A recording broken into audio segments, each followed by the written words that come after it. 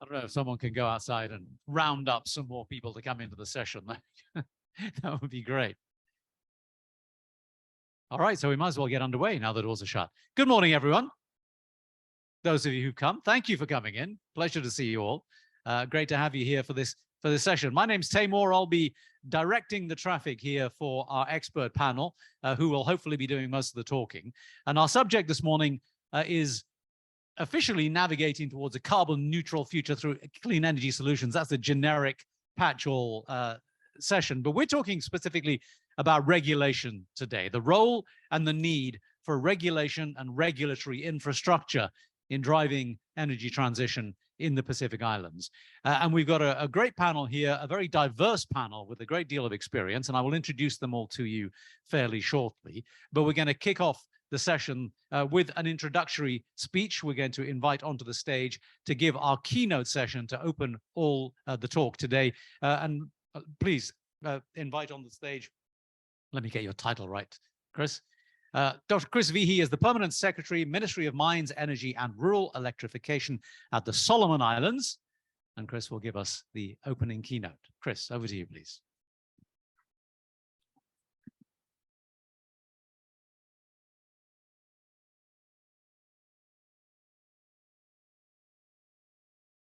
Good morning, one and all. Dear ladies and gentlemen, it is a great honor to present this key address in this special and important session on sustainable regulation in the Pacific. The experiences are real. Our struggles are real. You know the difficulties around. And so I need not dwell on all of this.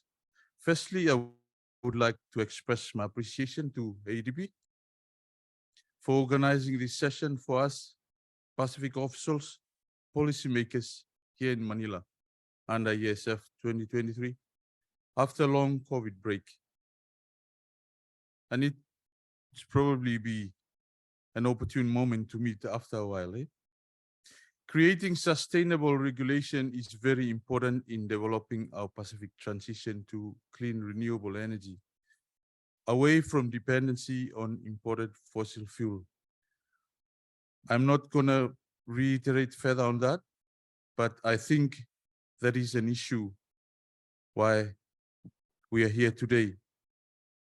My country, Solomon Islands, experiences very exceptional situations, which I wish to share a bit of this with you. First, we are utterly impacted by the highest electricity costs in the world. Secondly, the vast majority of my country population lacks access to secure and reliable energy. Lastly, the Solomon Islands has the highest dependency on imported fossil fuel, despite existence of abundant renewable energy resources. The impact of prohibitively expensive energy costs reflect profoundly in the deterrence of our socio-economic growth, contributing to our low standard of living with higher rate of unemployment in the country.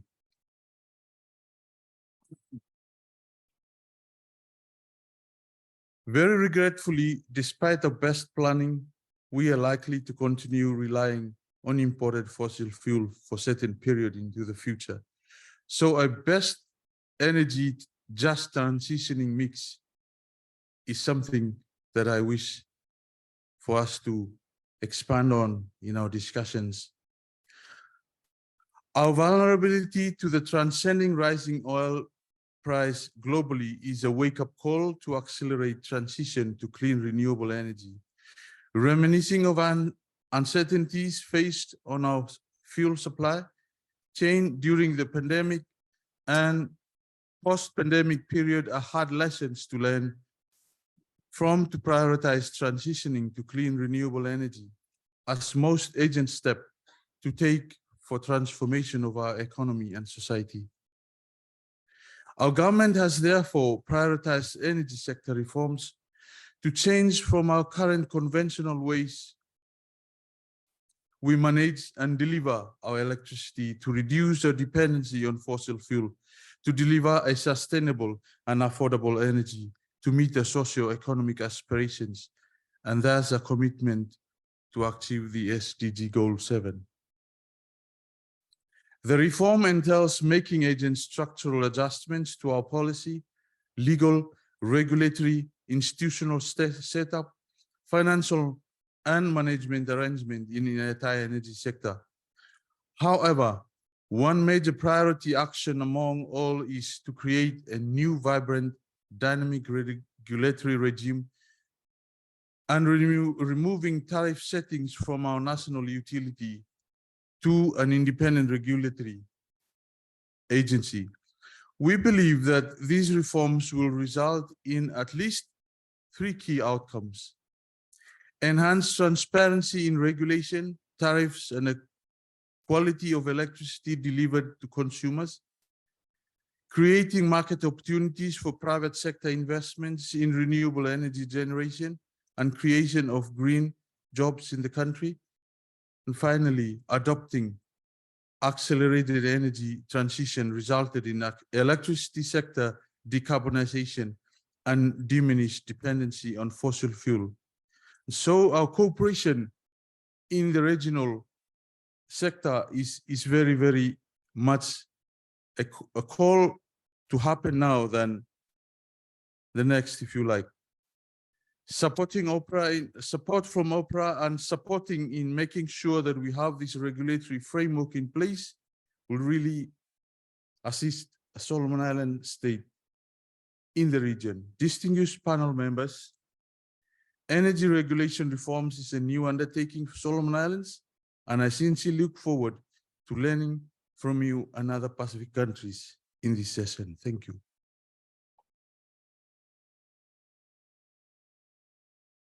Minister, thank you very much indeed for that. And learning, as you just said, is one of the reasons why we're here.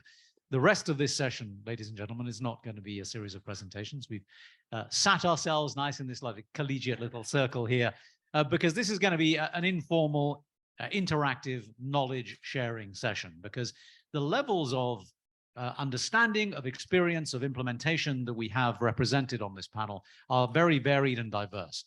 And the ability to share the knowledge and experiences and learn from each of those experiences is what we're trying to achieve here. So what we're going to do is try and interact amongst each other and exchange tacit knowledge and practical knowledge, and interaction from you too. If you care to join us, there is a microphone right there in the middle of the floor. I would encourage anybody who wants to engage with the process to do so, because that just makes it livelier and more interesting. Because regulation, by and large, is not that lively and interesting anyway, is it? So let's try and make it as good as we can. So as I said at the beginning, the idea here is to talk about the role and the necessity for regulation. And the minister just talked about how it is necessary to have such regulatory structures in place. I'm not sure if everybody on the panel or everybody in the audience would agree on the extent and the nature of what those structures should look like.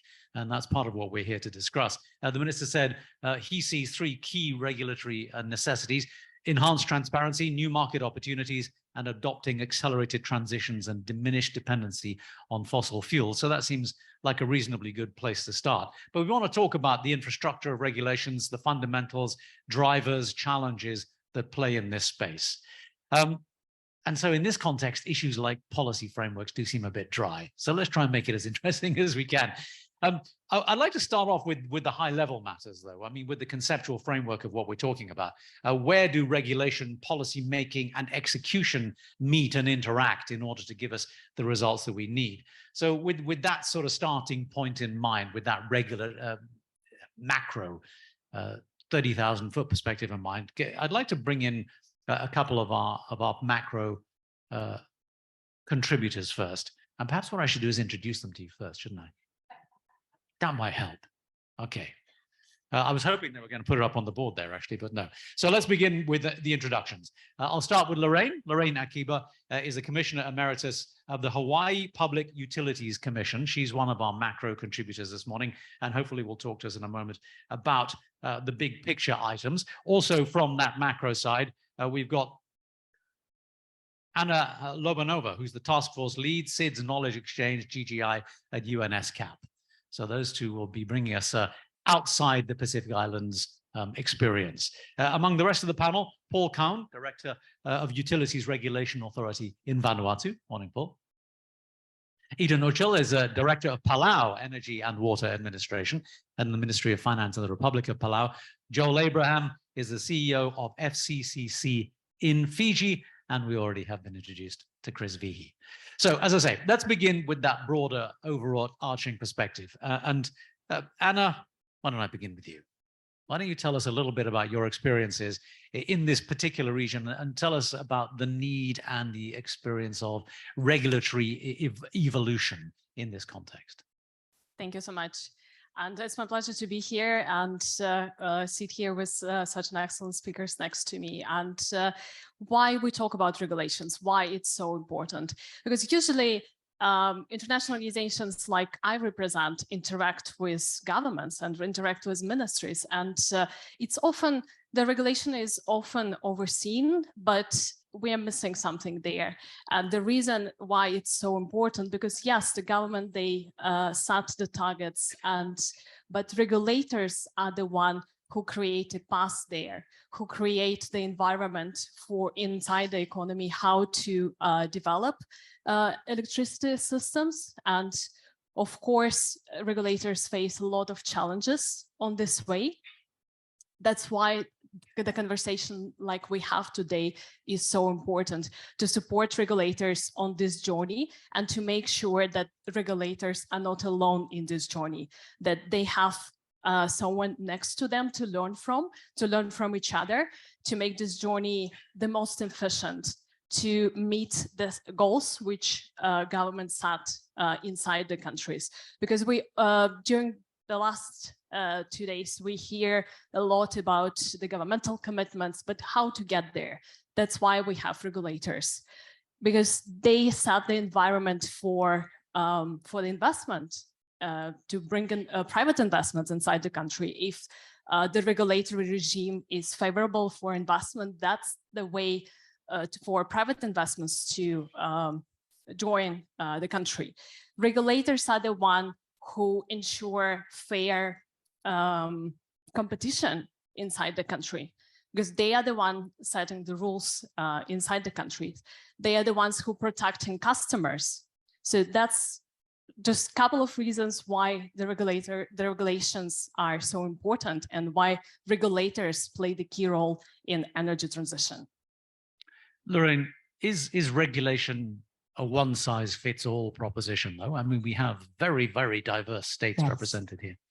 Well, it's not a one-size-fits-all. I think that each regulatory jurisdiction has its own particular unique needs, but there are commonalities and there are common challenges within the region and amongst energy regulators. And therefore, that's why the collaboration, the knowledge sharing, whether that's lessons learned on the, or best practices is essential. Because as Anna pointed out, most of the external drivers are the government policies, and whether that's the parliament, the legislature, the ministry that sets up a policy framework, and then usually they delegate it down to regulators to actually implement. And of course, devil's in the details, right? When you actually have to get it done.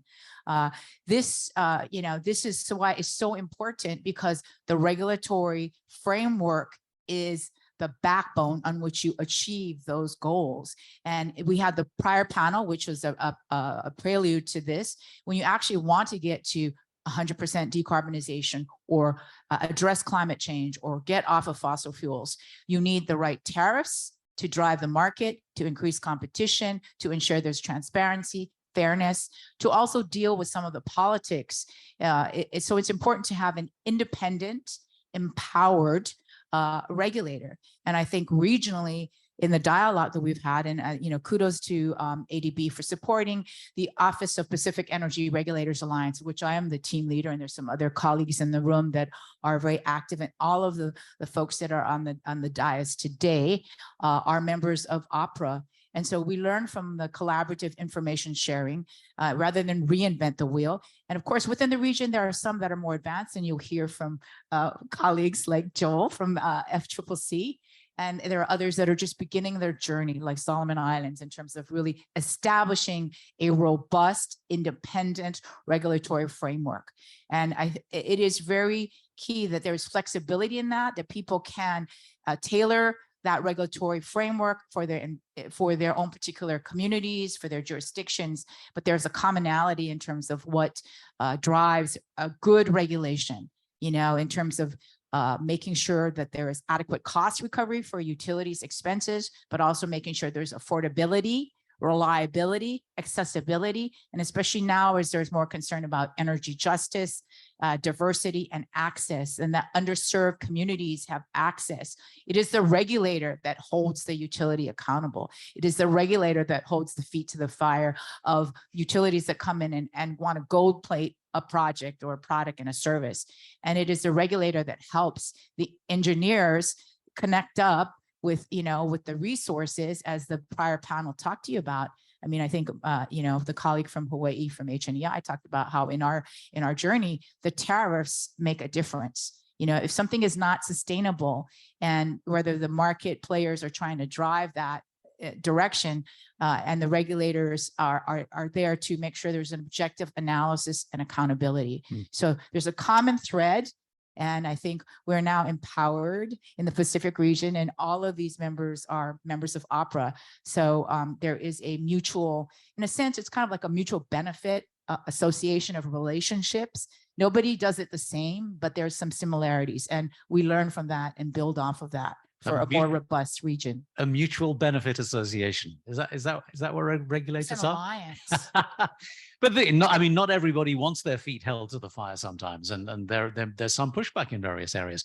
Okay, so that's the picture from the policy 30,000 foot level and the theoretical level. What about on the ground practical experience? And as I say, we have here a diverse range of practical experiences according to size and development and evolution of their regulatory systems. Let's start from I don't want to belittle the situation where you are, but perhaps from a very beginner position in terms of considering these issues. Tell us about the experience that you're having, and what you're hoping to get from this situation. What do you think regulation can offer your domestic environment? Thanks, Timur. Well, for Palau, we're in our infancy in terms of the regulatory body.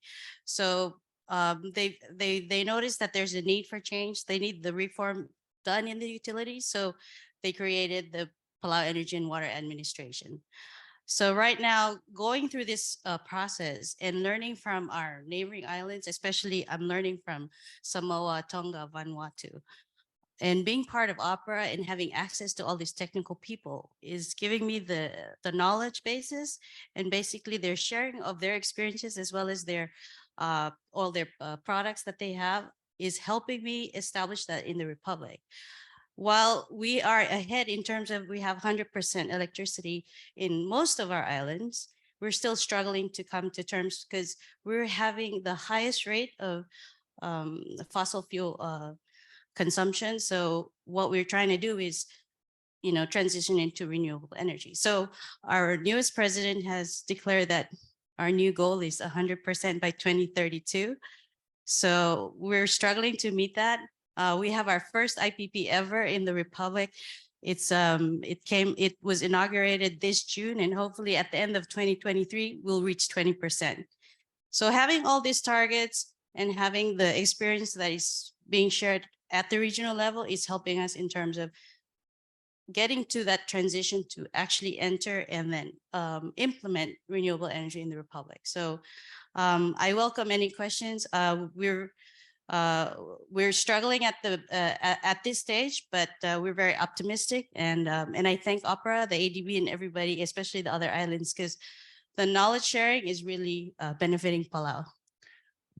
In this session, folks, is supposed to be a frank and open exchange of experience and understanding and knowledge. Okay, this is not a formal presentation of policy level, politically correct phrasing, hopefully. So what we're trying to do is really get down to the practical nitty-gritty. So in that vein, Eden, I mean, what would you like to ask the panel here, the experiences here? What is problematic about the regulatory framework that Lorraine and Anna have already described? And what are the particular things that you would like to learn from some of these people as to how you can overcome your particular needs? Well, like at the forefront, like I said, we didn't have any regulations. We're developing it now, and having the first IPP come on board without any regulations for renewable energy, that was a big challenge. But we're struggling towards it. But in hindsight, when you think about it, it was a lesson. It was a learning journey for Palau. But with everybody moving at a fast pace, we're struggling to catch up.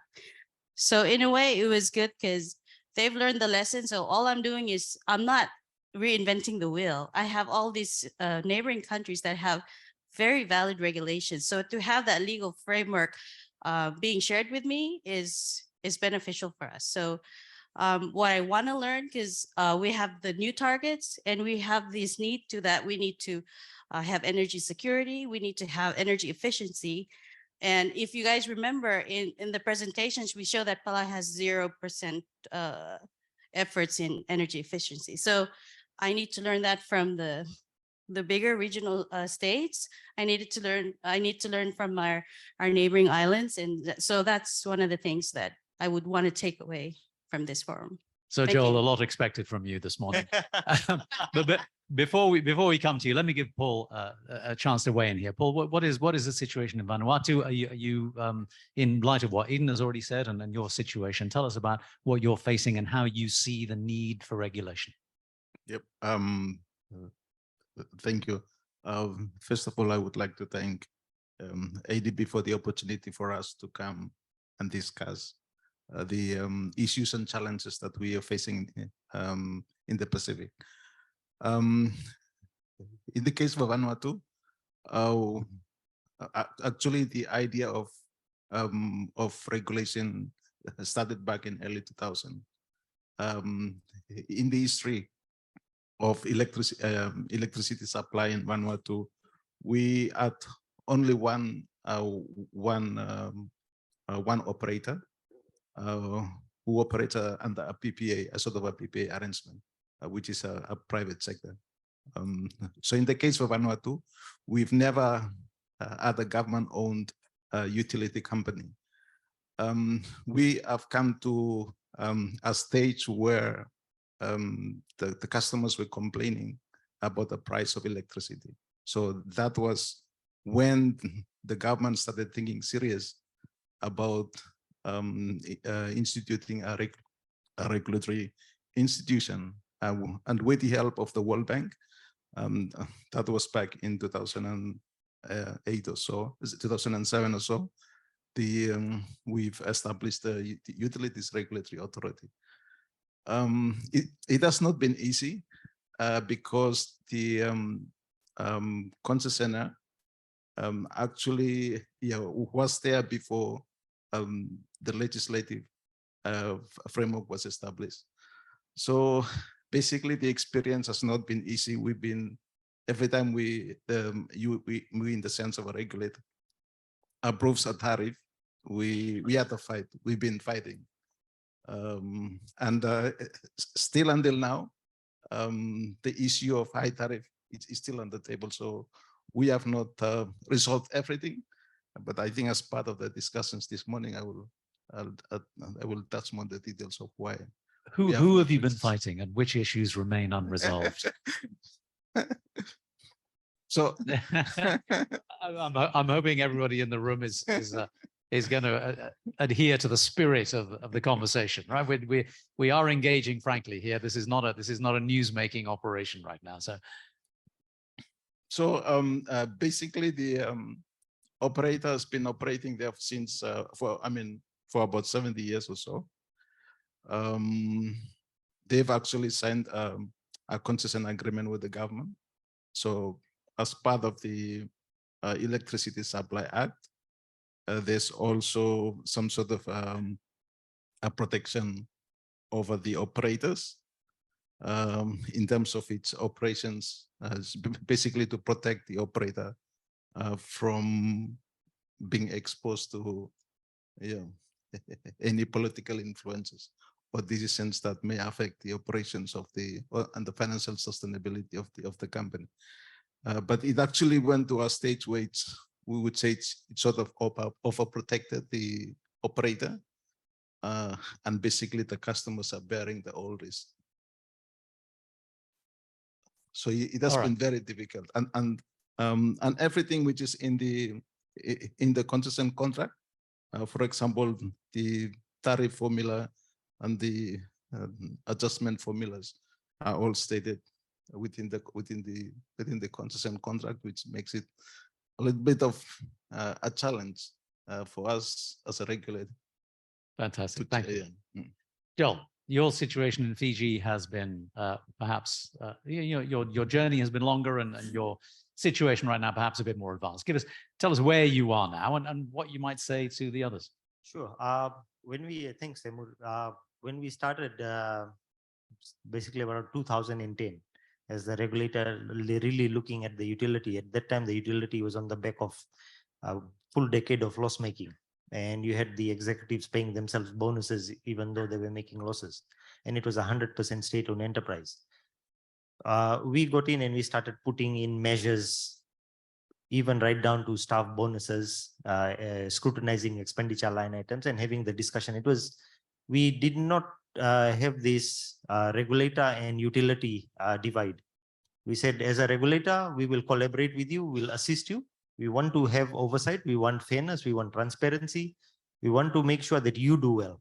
And it was, I think, that relationship that was built, a relationship of mutual respect between the regulator and utility. I think those were really the foundations. And from there on, we have, I think, done quite well in terms of the regulatory practices. Last review cycle, which was in 2019, we eventually publicized the methodology that we're using. So our methodology is now public. Anybody can access it. EFL's annual reports the utilities annual reports are all public. You can look at our methodology, you can look at the annual reports, do the input and do your own calculation. So just to ascertain whether the regulator has come up with the correct rates. And the transition has been, it's an ongoing effort. This tariff review cycle, which is this year, we're looking at incorporating things like environmental sustainability, reporting gender pay gaps as a requirement of the tariff review cycle. So, and it wasn't always this way. And similar to Paul's experience, there was a time where it was a back and forth, very adversarial system. I think. So how did you deal with that? How did you cope with that? I think it was ongoing. In Fiji, there's this, and not just in Fiji, in the Pacific, we believe in dialogues quite a lot. In Fiji, the word is talanoa. You sit down and you have a discussion. Any problem that you have, you can sort it out through dialogue. That is a cultural concept in the Pacific, and we utilize the existing cultural concepts, brought it into mainstream regulation and said, why don't we apply it? So we invited the utility and we said, let's have a discussion. And so they said, which day, what time, and where do we have to turn up to? We said, no, you stay there, we'll come to you. And it was that change. They saw that there was a paradigm shift. The regulator was now coming to us. We're talking to them respectfully. We did have the power. We could have penalized them, but we did not go down that road. We embraced collaboration. We made sure that they made those changes that needed to be made so that they became a successful utility, and they've been performing well ever since. The Fijian government saw that they're doing quite well. They've divested 44% shares out to a Japanese consortium in efforts to bring new renewable energy technology into Fiji. But you've already highlighted that one of the problems at the very pointy end was the conflict between private sector profit motives and the requirements of the islands and the population. Yeah. That must have been a difficult issue. Oh yes, we always agree to disagree on what the tariff should be. So last tariff cycle, the utility requested a 17.5% increase. We approved a 2% increase. That's a good result. And yes, there was a back and forth, but we managed to sit down with them, and we said, look, this is how we've derived it. If you can dispute what we have done, we'll take on board and make the changes as you are suggesting. So the utilities, and we had a 11-hour meeting with them. They brought in the experts from Australia and New Zealand, paid these experts to come and argue. And at the end of the day, they because the methodology that we had applied was so overboard and transparent, there was really nothing they could do. And after 11 hours of back and forth, we eventually agreed that 2% was what was required. And then we were proceeded to make the announcement. So we gave them an option. We said, look, there's a huge disparity between what you have suggested and what we've come up with. It can't be right. And really it became, we found out that it was a case of, let's apply for 17.5. They might give us 10% or something, you know. So let's aim for the stars. We'll land on the moon somewhere. But we kept their ground, kept their feet to the ground. So, Chris, I mean, I see you've been nodding at the whole the suggestion of collaboration and conversation. Have you had similar experiences? And what give us some positive stories about the development that you've seen? Yeah, thank you, moderator. I was just maneuvering my way through in understanding how best we can get some mutual understanding with our operator, and that's something that I learned. You don't give a feast for a feast, but negotiate for a mutual win-win situation. So yeah, I think basically in our country we are taking the journey into trying to remove the regulatory functions from our current utility. And so we are negotiating back and forth, though we are also taking some hard stance from the government's directive on making legislative amendments as we speak. Thank you. And folks, as I said before, you know, if there's anyone in the audience who has experience or stories or perspectives on some of this, please do put your hand up or just get up and stand up at the microphone and join in the conversation. We'd really like to broaden this out to get a real extensive knowledge sharing session going. I know it's a bit intimidating to stand up in front of the room, but please do if you have something to say. But in the meantime, Anna, please. Thank you, Timur. And I see a lot of Pacific people in the room, but also for those who are not from the Pacific, I would like to mention why we talk about the Pacific regulators as something special, because we always, we keep forgetting, because it's so natural for you when you speak about that, but from someone who's outside from the Pacific, I think it's valuable to remind what challenges Pacific face, because Pacific is unique in their way, in a way that they are so far from the other big countries, which basically puts them in a situation where they have limited ability for economy of scale. And the demand is quite low, even though it's growing in some Pacific countries, but still it's quite low. So that when we talk about import of equipment, and the transportation cost of some equipment is quite high. So these are, and then here in Southeast Asia, we have rainy season once a year, but in the Pacific, they have cyclone season, which basically means that once a year, there is a possibility that cyclone may hit one of the islands, which basically puts into risk the whole electricity system on the island. That's why regulators face the challenge not only of building access, but building resilient access to electricity. So all this put regulators not only in a situation maneuvering in between private sector, government, consumers, but also operating in such difficult conditions. So I think that's something was also important to acknowledge, and the progress which Pacific regulators already made, that's incredible.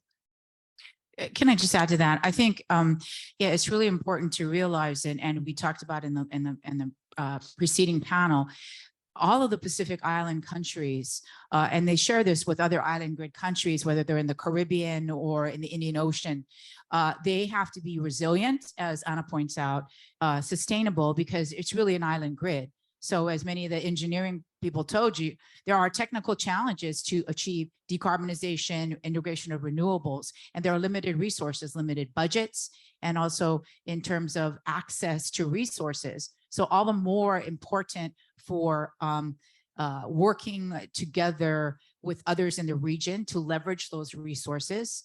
And I think an analogy was said in our opera board meeting. And we love to use this analogy in Hawaii. I used to use it as a commissioner. We're all in the same canoe. Let's make sure we row in the same direction. With opera and the Pacific region, all of these countries are in one big canoe. They're maybe just in the different areas of the canoe paddling. And based on their experience, we can make forward movement to achieve our energy goals, to achieve some of the economic development goals. And it is key, as Anna points out, regulators, although you're regulating energy in your country or in the region, they have a profound impact on the economic development. We saw the slides on blue economy. They can facilitate partnering with other agencies at the government level. And if many of the utilities are government owned, they can hold them accountable so their public trust in the system, in the energy system, is renewed. There's confidence that there is independent regulation and that at the end of the day, individual citizens and customers are being represented by the regulator, taking a very hard but careful and objective look. And that's not to penalize, as Joel pointed out, it's not to penalize the utility, but is to enable them and to also educate public members. There has to be adequate cost recovery. You can't expect services for free. You don't go to the market and take food for free. You don't go to your other service providers and expect free service. Utility is no different. It takes money to maintain the grid. It takes money to integrate renewables. It takes money to acquire the grid edge technology that's going to enable the smart things that we want to do and modernize the grid. Right. And therefore, it's important. I want to get the others to comment on some of those for a moment, but we do have someone wanting to make a comment from the floor, so I'd like to encourage that. Please introduce yourself and ask your question or make your comment. Hi, my name is Michael Jung. I am with ICF, which is a global consultancy on energy, climate, and other public challenges. Thank you for all of your comments and insights today. I like to think that if the rest of the world can think of itself as an island community, as you all do, we'd be better off. I'd like to ask one question about two aspects of utility regulation that I think the rest of the world is still clinging to, and I wonder if you've found success in visiting. One is cost of service. That's kind of the foundation upon which most utility regulators base the rates upon which customers take the responsibility. I know that this is being revisited in some places, and I'd love to hear about sort of how that's going, if the experience has been positive, negative, uneven, and how so. And the second aspect of this is, and I think you hinted at this from Fiji, the gentleman from Fiji, the adversarial nature of utility regulation in general. It's a court of law. People are basically fighting against each other, and then it's up to somebody to say who's right and who's wrong. But it sounds like you're making some headway in different approaches, maybe more collaborative approaches. And I'd love to see your lessons learned from that experience so that we can, in the rest of the world, figure out if there's a better way. Did you want to aim those questions at anyone in particular, or is that just for a general consideration? For general consideration, but I do know that Hawaii has done some innovative work in the area of different. Yes. Well, Loren, I mean, to the second part of his question, then, why don't you address that? Because a lot of the language that you have been using in the past few minutes has been about adversarial nature of things. Sure. I think when you're looking at something like setting tariffs, there's always going to be competing interests. The consumer always wants to pay less. The utility always wants to make more. The politician doesn't want to announce an increase. The politician wants to say, let's reduce everything because that's good for the votes. And so I guess you need somebody to come in to say, how do we get everybody so that the consumer doesn't lose out, the utility doesn't lose out, and the country doesn't lose out. And so what we've done is, instead of only focusing on the issue of affordability, we've set up 4 pillars of regulation. One, let's look at affordability, but not at the expense of reliability of supply, not at the expense of accessibility. And fourth, sustainability. Sustainability not only in terms of environmental sustainability, but sustainability in terms of operation of the utility. Because the reality for us in the Pacific is, and Anna did touch on it as well as Lorraine, we are quite unique. I mean, take away the cyclone. We've got a population in Fiji of 900,000 people spread across 300 islands. That in itself is a challenge. The income base is quite low. A lot of people rely on subsistence agriculture to basically live. And there's always going to be that competing interest. So as the regulator, when we come in, we say, okay, what is fair? And last time around, we granted an increase. And there were quite a lot of people that said, we're not happy that you granted an increase. And we said, why? Because we are also the consumer protection regulator. So we do community-based advocacy. And they say, we're not happy because it went up. We have to pay more. So then we had to explain to them why you had to pay more. We explained the aging infrastructure, the need to continuously invest. Because if EFL in Fiji went down, the utility, it went belly up. There is no other utility that's going that we can switch to immediately. We've got one utility. And because of our smallness, we'll always have that one utility. And so that is the reality for us in the Pacific. And I guess as far as the adversarial nature is concerned,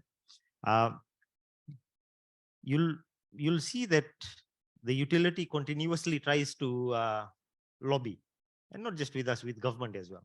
We are an independent regulator, but time after time, you'll see that sometime the minister will make a comment or the permanent secretary will make a comment.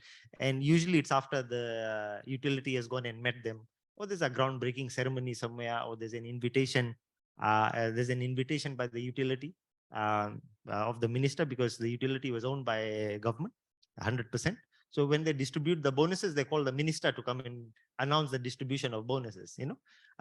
So it is those little things, and they'll park some of their ideas about what they want to do.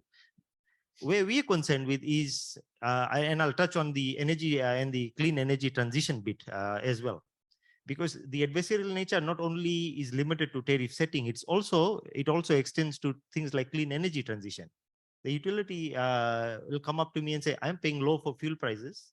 I'm running diesel genset. It's making me money. Why should I invest in renewable energy? Makes no commercial sense for me to do so. We look at it from a national perspective because, and I'll go back and I'll round it back to the point that Anna made. Every year we get hit by a cyclone.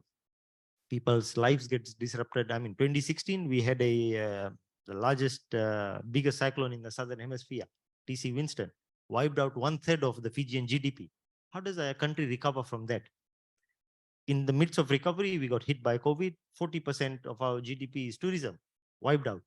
So these external shocks, they play a major role in terms of how do we advance as a country in terms of making an investment into renewable energy. And that is where we have built a robust regulatory framework. And irrespective of the shocks in the fuel oil market, irrespective of the shocks to do with TC Winston, to do with COVID, the utility has continuously been making profits. They've been seeing that they are doing quite well. So whatever the regulator said back in 2019 is actually working. And so now there's that element of trust that's been built to say, okay, we now trust that what you're saying may be right. So we'll take it with a pinch of salt. So really the idea there is building trust, having dialogues and building trust amongst each other. Paul, can I get you to comment on this? You started off by talking about the challenges that you faced on this front. Are you learning anything from this, or any reflections on what's been said? Yeah, actually we've been experiencing similar challenges since the regulator came into place. We now have 3 operators, so 2 were newly introduced. We have been having, we actually found it a bit more easier now to work with the 2 newly established operators because the regulatory function of the regulator now, it's sort of they are basically subject to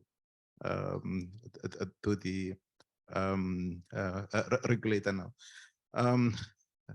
Basically, when it comes to cost, we are still having issues with the original. I mean, the original operator, the one who holds the main concession contract in Vanuatu.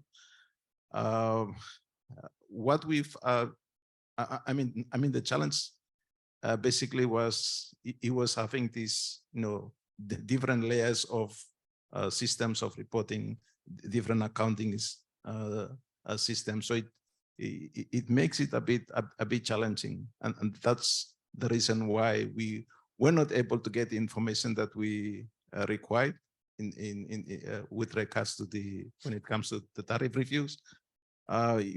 It was a bit challenging for us.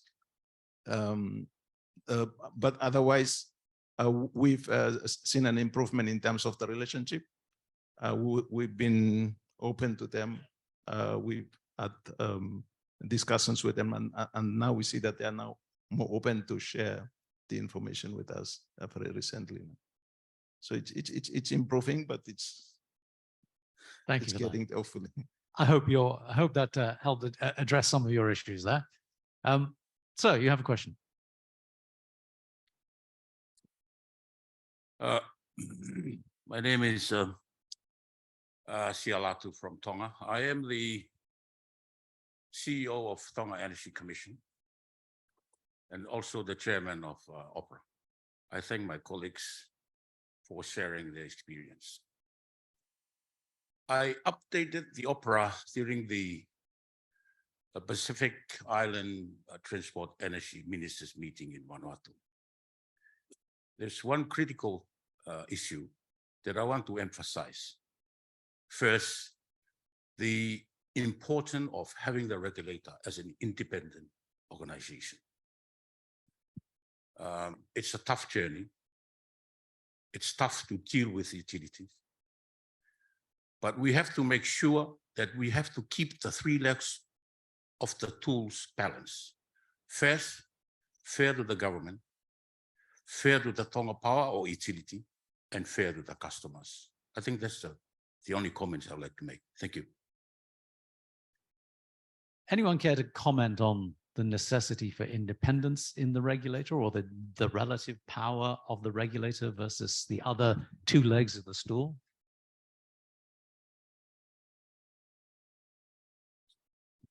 Yeah, I think I'd like to share my experience as well. The last tariff review cycle was quite a difficult one in Fiji. Therein that the Fijian government was divesting its shares, and to divest your shares, you want to get a higher value. So if you want to sell your shares, you want a higher tariff rate, which means you'll attract more money. And so we took longer than anticipated to undertake the tariff review, and the government was in the middle of divestments. And so they structured this deal at 220 million for 44% shares with the super fund in Fiji. And it was contingent on a 12.5% tariff rise. Although the utility had submitted a 17% increase, I think even the government thought if it's at 17%, the regulator will approve around 12.5%. As I said previously, we went and approved 2%. Now, while all this was happening, government had come out publicly, made an announcement, $220 million we are selling. We're getting all this money. Only for the regulator, for me to turn up and say, but the tariff is only going to be 2%, which meant the government had to return $14 million as part of the sale. Being a regulator in that space, I paid a visit to the minister and I said, Minister, I understand I want you to hear firsthand. We've sent out a press release. Before it hits the press, I want to, as a matter of courtesy, let you know. And I said, you'll have to reimburse the company about $14 million. And sorry, the super fund $14 million. He looks at me and he says, okay, Oh, hand on your heart, do the right thing. Don't worry. I guess sometimes it's that level of I went in there ready to defend my position. And sometimes, and Paul and I were discussing during the break, sometimes as regulators, you need to build that rapport with the stakeholders where when you say no, that they know that you mean business and it's based on facts. And as Not everybody's going to be able to have that rapport. Right? but independence is important, and our legislation is as such that the minister can't give any directions to the FCCC. Section 14 of our act says commission is not subject to any ministerial direction, and so that in itself is sort of a safeguard. So yeah. Paul, you want to say something? Yeah, I just wanted to add that yes, it is very important because it sort of prevents that the regulator from any political interference, and also we know that whatever decision that the regulator makes, because it has good intentions and to that, whether it be the protection of consumers or to help the sustainability or the financial sustainability of the operators, or to promote government policies. So with the experience of Vanuatu, we found that to be quite helpful, and so far we have a very good sort of relation of collaboration with the government on that. Fantastic. Raphael, I'll come to you in a second. I think Anna just wants to make a comment. Yes, I just wanted to bring experience from the other region, speaking about the importance of independence when we talk about regulators. Because as Lorraine already mentioned, that there are some other island nations such as Caribbean experiencing similar difficulties what they have in the Caribbean. And ASCAP, we organized knowledge exchange between Caribbean and the Pacific Islands so that they can share their experiences. And as a part of this exchange, there was a presentation from Puerto Rico commissioner. And the reason why I'm saying that, because she provided a very direct example that they had Cyclone Maria, which unfortunately hit the whole grid. And it basically showed them that all the compromises which were made before between, they didn't have independent regulator before. And the regulation was this maneuvering in between the government and between consumers. And she said that basically this unfortunate event showed how it was in reality, that in reality the system didn't work. And it forced them to create an independent regulator with these unfortunate conditions. But since that time, they started working on independence regulations. And right now they are quite advanced in their regulatory system. And this unfortunate event helped them to develop and show their importance of independent regulations. Can I just wait one more comment? And the importance, I think, is not so much in terms of the rate tariff. I mean, that is an important aspect of the duty of a regulator. But I think this kind of more alludes to what Mike was asking in terms of the thought leadership that can come from the regulator. Because often you are seen as the objective entity in the room. And you don't have a political agenda. You're protected by legislation and statutory authority. And the utility has an agenda, and some industry stakeholders may have an agenda. So sometimes you can play the role of facilitator of education to educate not only the consumers, but to also educate stakeholders as to why, to get to a win-win, and to also even look at different, business models. And we've talked about that in the region in terms of encouraging independent power producers when you have a one utility to to bring some element of competition into the market, even if it's a small island grid that will not be on the top of the radar list of huge IPPs like the Nexteras and you know, the Enels and the Engies of the world, right? They're not looking at the Pacific Islanders. So this is that robust market where I'm going to really, you know, make a lot of opportunity for investment. So I think it is and also a different role as an independent regulator. You have an education role, a thought leadership role, a policy development role. Even if you're not the one who's the decision maker on the policy, you affect the policy tremendously by virtue of being an objective voice in the room. Anna, can I bring Raphael in now, or did you want specifically? I just wanted a quick comment on what just Lorraine pointed out, that taking into account the specifics of Pacific Islands, they can be innovative with their approach to regulation and bring the solution which are not applicable to bigger countries, but it is suitable for the Pacific and for small island grids. Well, I mean, we'll talk about how we can be innovative in a second. Let me just bring Raphael in. He's got a comment here. Thank you very much. I guess I have two questions, or better say three. One is three questions. Three questions. One is we're talking about policy dialogue. We're talking about the tariff, but looking at the cost structure of the utilities across Pacific, one may notice one big elephant in this room, which is a fossil fuel.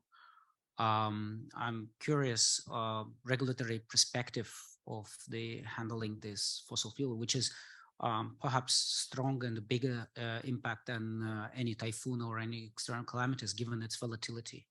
And as we all know, most of the regulation authorities, they prefer pass-through experience. So they look at the utility cost, but they always silent on fossil fuel cost. And the fossil fuel volatility is indeed biggest chunk affecting consumers and everyone in the Pacific. So my first question is, what is your regulatory perspective about handling white elephant in this room, which is a fossil fuel? Number one. Second question, and perhaps I will stop here, is innovation comes at cost, right? We push for renewable energy targets. We talk about renewable and decarbonization, energy transition, but one thing we must acknowledge is the cost, particular, I guess someone mentioned already, bringing technology to Pacific is really very expensive. We always, in ADB, we always have this informal Pacific premium consideration when we do the cost estimates, because we know that this is not really competitive to the markets like in Southeast Asia or East Asia. So what's your regulatory perspective about this innovation cost? How do you consider it, particularly when utility is developing something like large, massive battery storage or some advanced technology? And again, it is really, it might be competitive to the existing tariff settings, but it's still expensive. So what's your consideration there? Are you part of the design? Are you part of the planning with utility to understand better the dynamics of cost estimates? Or are you looking mostly post factum? You're looking at innovation from a regulatory perspective, Yes. or simply from the cost of importing innovation into a country like Eden? I mean, this must be a question that you've faced. We are part of the bigger picture as a regulatory body under the government. And I'll be the biggest, what do you call it, the outsider. Right now, we're not aiming for independence as a regulator, because right now the utility is suffering, so it needs the government to subsidize it. So being part of the bigger picture is how to bring the innovation into the Republic. So yes, we are, as a regulatory body, we're working with the leaders, the Congress, and the utility itself, because there's only one utility, only one regulator. So when you think of Palau, think of it as very small. We have a 17,000 population. It's not 70, it's 17. So you think of economies of scale, right? It's so small. We are, in 2021, we were considered the highest per capita in carbon emissions, number 15. So we are the highest based on within North Pacific. So what we want to do is we want to bring the innovation. We want to go big. You know the saying, go big or go home. So right now we're facing a challenge. We have the highest dependence on fossil fuel. We have the highest cost, maybe we're one of them. So the innovation is something that we're going to do within the next 2 years. We're focused on actually achieving it. We've done the first IPP within the span of a year. So I think we can do the 100% because we're so small, we can do it. Chris, we haven't heard from you for a while. Just can you address the elephant in the room for a second?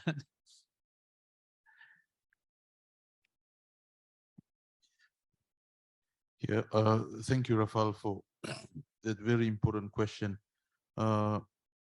It's indeed a challenge that we need to look into seriously, and so the significance of having to really consider the best just transitioning mix in the Pacific region. I may not have a clear answer to that, but I would suppose encourage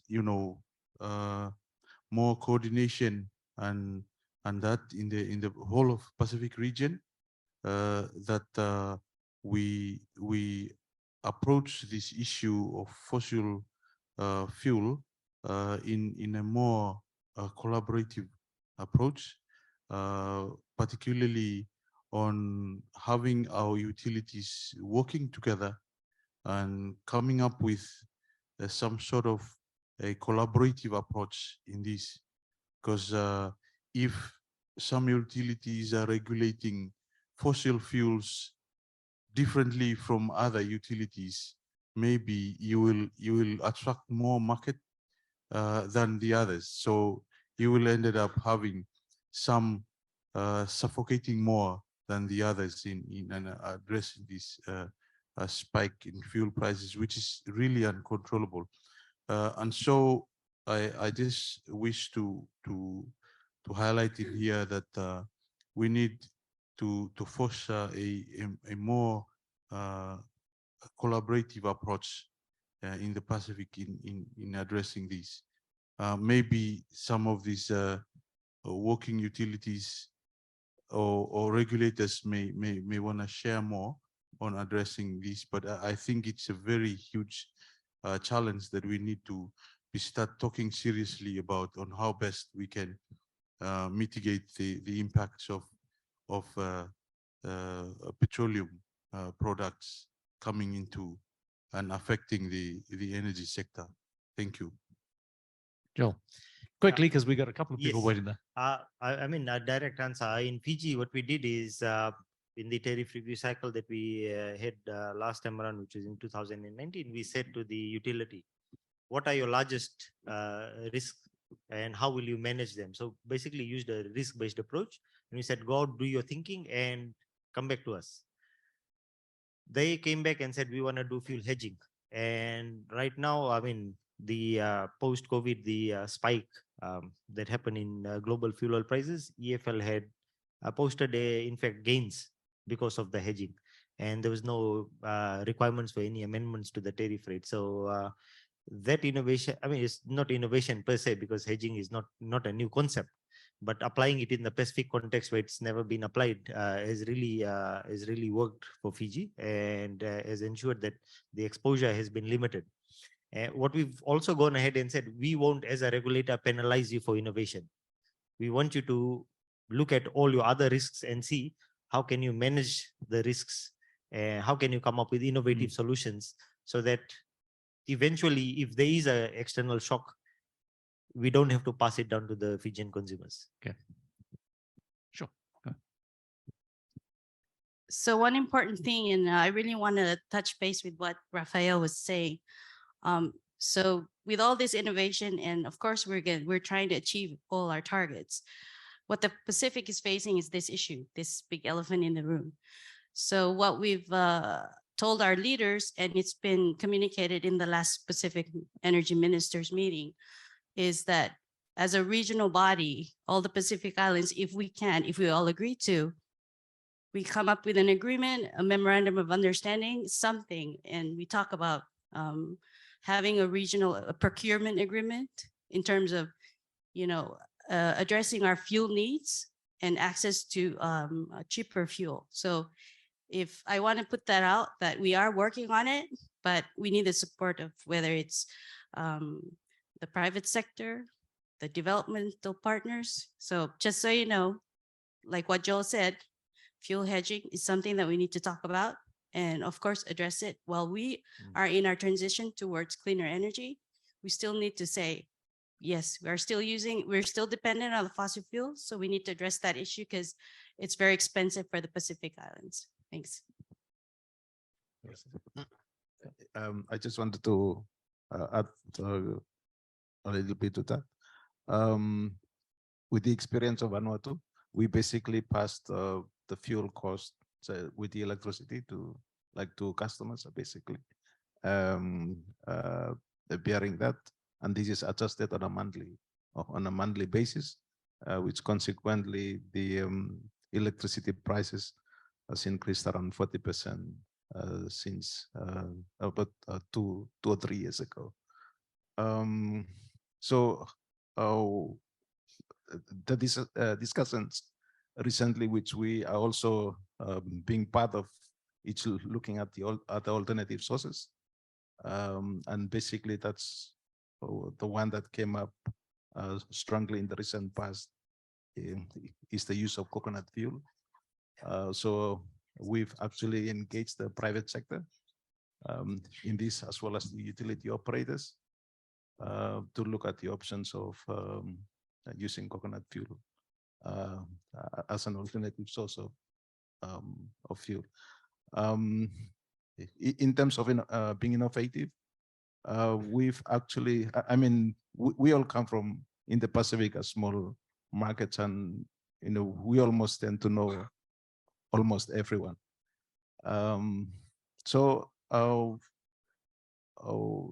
lately we've been in discussion. We had a very strong collaboration with the government as well as the utility operators. So we've actually sat down together to put together some concept notes, which one of them, I think, as a result of our collaboration, the MVAT, or the Government of New Zealand, has approved of funding, which with I think ADB is also providing that funding support as well towards. And this is the initiative we took to work together with the government as well as the operator to come up with a solar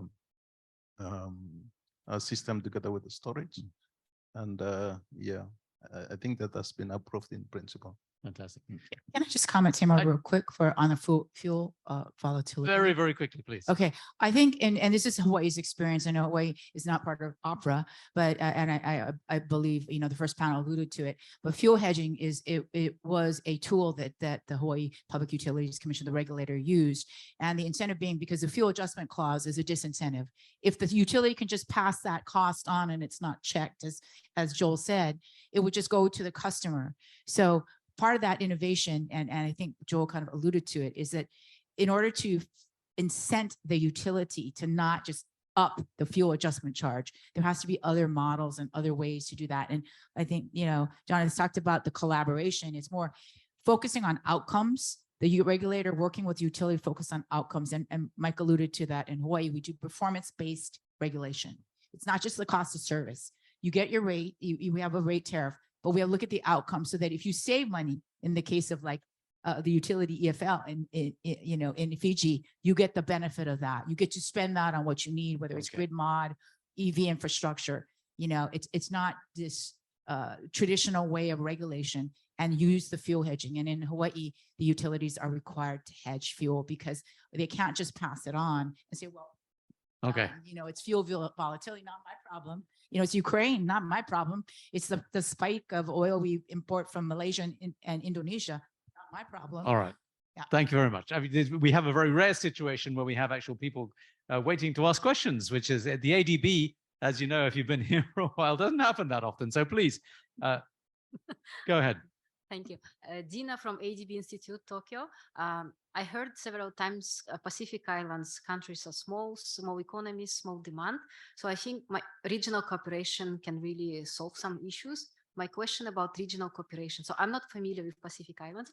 Is there any regional cooperation or countries actually working on regional cooperation on clean energy? Maybe like mass procurement of solar PV to cut transportation costs. So I'm interested in regional cooperation. Thank you. Yeah, I mean, I was going to come on to that, and not just in that context, but in the broader context of do the individual countries according to size, Eden, maybe the smaller countries, do you think regional cooperation is important, or local cooperation, or just local regulation?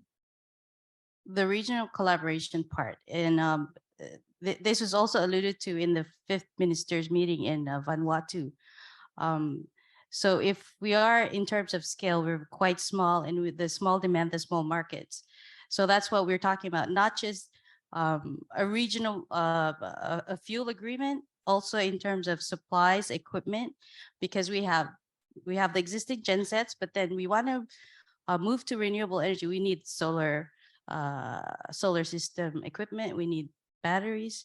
So if we have that regional space or that regional access to it, and then it serves the Pacific, going and the transportation cost, ordering something from the US or from China, wherever it is, the cost, if we do it as all the countries put together and then order it, maybe the cost will come down, and then we can sustain that kind of innovative way of looking towards clean energy. So that's what we need. That's what we're asking all the development partners. That's what we're asking all the countries to collaborate on, and hopefully we'll get there. So there is existing discussions, there is existing interest, so hopefully it'll move forward. Yes, just one of the regional cooperation platforms, which was mentioned today already, but it was mentioned as an acronym. So that's Office for Pacific Energy Regulators, and it was established with the support from ADB. And we have with us the chair of OPRA today, and that's the initiative bringing together Pacific regulators to solve together issues they face, so that they can exchange best practices, exchange knowledge they have. There is an initiative like Clearinghouse to have to share data, to share legislation, and basically to collaborate. So that's one of the first initiatives. And also I know that some of the Pacific countries are also part of some regional and global initiatives. And as a part of all the Pacific countries are part of ESCAP, Economic Commission for Asia and the Pacific, United Nations. So from our side, we also try to bring countries together to make sure that they cooperate to solve the issues they face. So answering your question, yes, there are initiatives. Some of them are on the initial stage, but I believe all the countries see the benefits from cooperation. So that's a long journey, but it's already started. All right. We've only got 10 minutes left and people queuing, so I want to get as many questions in as we can. Hi, good morning. My name is Kevin from Indonesia Research Institute for Decarbonization, a think tank organization based in Jakarta. So basically we deal a lot with decarbonization issues in Jakarta. I have 2 questions and I will defer to your good judgment onto who the question should be addressed to. The first question is regarding the ICJ advisory opinion that was issued earlier in early April this year to seek advisory opinion from the ICJ regarding climate change. Now, in your opinion, how we, the energy regulators, should see later on the results of the ICJ advisory opinion, especially if the advisory offered by the ICJ comes south. So they decide that there is no such a similar like the nuclear weapons test case, for example. And secondly, what do you think on how the energy regulators should regulate in terms of IPR, intellectual property rights, to balance the interest between the developing countries' interest to obtain latest technology and also the interest of the IPR holder to get a profit from the IPR itself? I think that will be my questions. Thank you. 2 very large questions. Yeah, it's quite interesting. I mean, we talk about decarbonization, but if you've been to the Pacific, we follow this thing called the Pacific time. You'll actually step back in time. we are not, when you talk about transition, it's moving from one place to the other. The reality for a lot of people in the Pacific Island is they don't even have access to energy. So forget about decarbonization. They don't have any access to energy. So if you don't have any access to energy, you're not talking about decarbonization, you're talking about when can I get energy? So first and foremost, it's a moving back in time. In terms of protecting intellectual property, I mean, to get profit from any ideas, economies of scale is needed, right? In the Pacific, that may pose as a problem, and that is why I think Eden has continued to talk about the need for development partners and for bigger countries to provide that support to Pacific Island countries. That is where we are at right now. In terms of decarbonization, yes, we are committed. And the reason we are committed is because we face the full brunt of the effects of climate change. Every year, like Anna said, we get cyclone season, we already start preparing. Sea levels rising, we can't farm in lands that we used to farm, traditional grounds, villages. In fact, Fiji is first case in the world to have climate-induced migration. We had to relocate villages because they couldn't live there anymore. So we, in the Pacific, we understand that we are the most committed to decarbonization, although we don't produce that much carbon. Okay. Any other thoughts, IPR or ICJ decision? Anybody? Before we get on to a new. Okay, next question, sir. Good morning. My name's David Knight. We're actually a technology supplier. My question is on the innovation side. We all know, and it was in the first session, the plenary session, where there are alternative fuels being developed, which will be decarbonizing the use of internal combustion engines.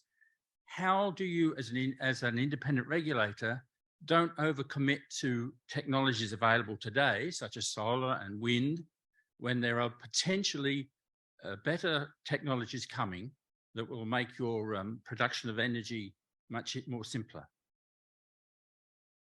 Thoughts?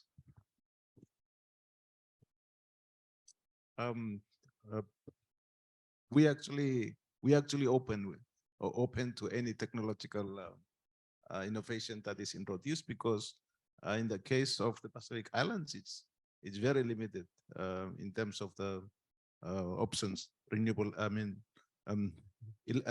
energy sources.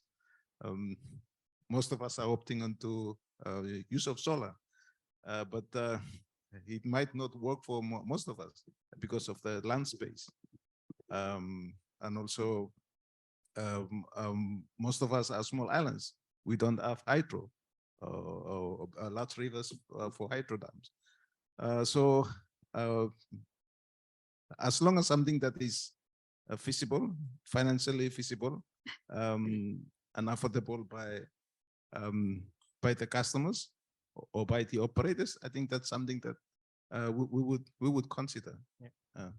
Quickly, I mean, direct answer to your question. In Fiji, what we do is we assess the plan of the utility for 10 years, the power development plan. That plan is to do with demand forecast and capacity only.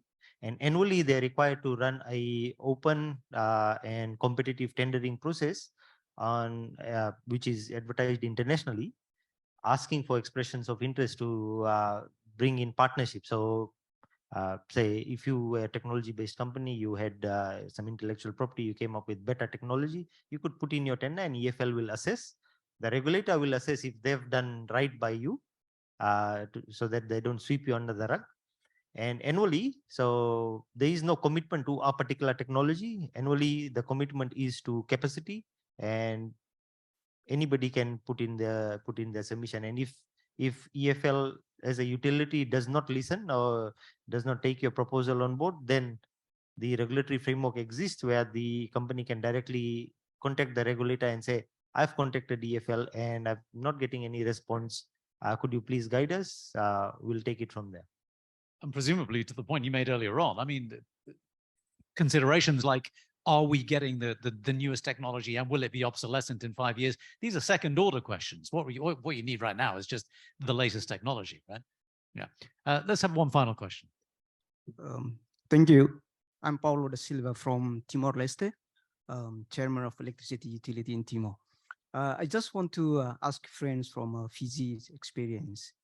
Is there any experience that you come across related to political interventions when talking about independent regulator, especially when we deal with the situations where the electricity prices going up, it needs political interventions. Was there any problems that you face? Could you share with us? And second, I want to ask friends' opinions. If we think that the electricity or energy is very important for all other sectors, do you agree that this has to be considered as a basic needs and human rights? So that will everyone can, put towards that efforts were considered as a central for the, development for all other sectors. Thank you. Political interference, I think it exists. The question is whether it impairs your ability to effectively regulate. I think in the Fijian space, I believe a regulator has to be a politician of sorts as well. And we started, we won't wait for, say, an event to occur to continue to engage with government. So our engagement with government is an ongoing engagement. We have built enough rapport with government. We've done our stakeholder mapping. We understand what the politician wants. Say, for example, if prices are reducing and government comes in and says, let's reduce the price. My job is to tell the politician or the minister that when the price goes up, you'll have to say the price is going up as well. So you might as well leave it to an independent regulator that has a proper system and process in place. In Fiji, we've not encountered anything that has been adverse in nature. There have been very strong comments made by government, say to do with energy generation, IPPs. There were companies, multinationals that were putting up solar panels on their roof and using the utility as a backup. And the utility came back and said, hang on, I'm losing so much revenue. And government said, as the shareholder, we need to do something about it. So we don't need to do anything about it. It's a function of the market. And sometimes these are very difficult discussions. Sometimes Would you say your experience in Fiji has been common? Is that the norm, or do you think you've got an unusual situation? It's an outlier. But as a regulator, every time you, I won't lie, every time you get invited to a meeting by the politician, at the back of your mind, you do have it. Probably it's my last day at work today. But having said that, if you build enough rapport, I think if you come from a place where you use evidence, you use actual facts and data to support your arguments, I think you'll always come out on top. That's what I believe, and I think by the mercies of God, I've been quite. I've been always on the right side of it. So let's see, Okay. All right, folks, look, we've come to the end of the session pretty much. I know everyone wants to get to lunch. I just want to have a couple of closing comments. First of all, just from the minister, I mean, you just addressed this issue of how this works from a ministerial perspective versus the regulatory perspective. Yeah, thank you very much, moderator. Sorry, I'm not a minister, a secretary to a minister, but yeah. Beg your pardon, permanent secretary. Yeah. Yes, I've given you a promotion. My only take-home message for all here is challenges are imminent, and with large island states, I would say, or small island states covered by ocean, we just need to be more cooperative. We need a strong regionalism, and we need to work extra harder. I know that our forefathers have been resilient, but we need to be more resilient. Thank you.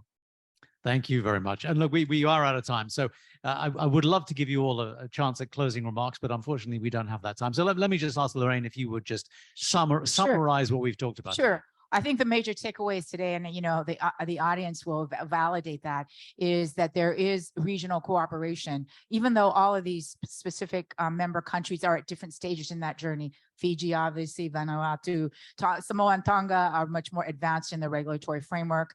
Palau has just started, but making great strides. Solomon Islands is trying to even establish the independent regulator. So there are all different phases of that regulatory journey, but they made a commitment to work together, and as Anna pointed out, cooperatively, regionally, leveraging the resources of other stakeholders in the region to support that effort, whether it's ADB, SCAP, other multilateral support organizations, development organizations in the region.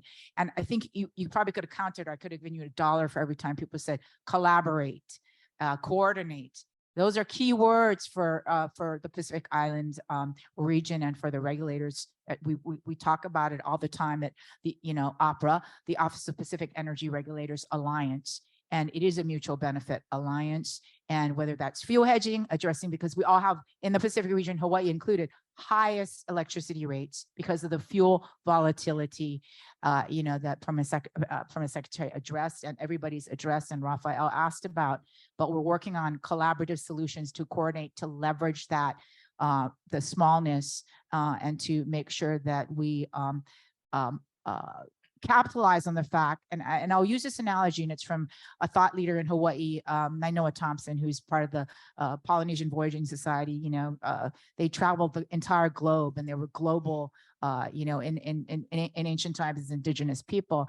But he used the term, all the Pacific Island countries are the blue continent. We are a big major player in the global economy, whether in terms of climate or what we can do to help demonstrate solutions. So that's where the OPRA, the regional partners, will be taking it as we take next steps forward. And I think that's what today's message was. Great stuff. Thanks, Lorraine. It seems that our panel doesn't want to stop talking. So I just want to leave everybody with one question. In an environment where you have competing interests, where there's different incentives, the utility wants to make money, the consumer doesn't want to pay, and we want to move towards clean energy transition. We want to ensure that we combat the effects of climate change. Can we do that in a limited regulatory environment? Can we do that in an environment where there's no regulation? We'll leave that question hanging in the air, unfortunately, for now, because we're going to have to call it quits. Folks, thank you very much indeed. Please show your appreciation for our panel. And thank you for your participation. It's been great. Panel, thanks very much indeed. Have a great lunch.